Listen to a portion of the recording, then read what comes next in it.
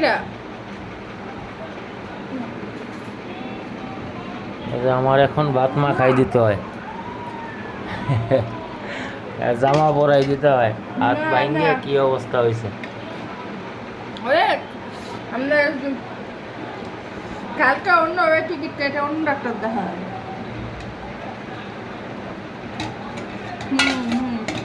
বুঝিতেই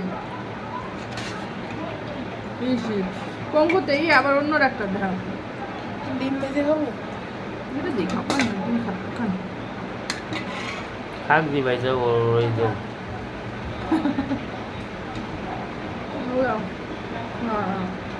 কালকে যাইয়ে দেখি হ্যাঁ এই যে চামিচ রেডি, এখন চামিচ দেখাইতে হইব। ভাত মা খাই দিল।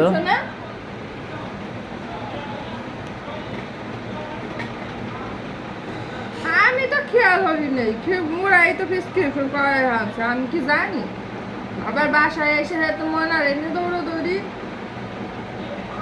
প্রেসক্রিপশন তাও খেয়াল করি নেই যে সকালে না বিকেলে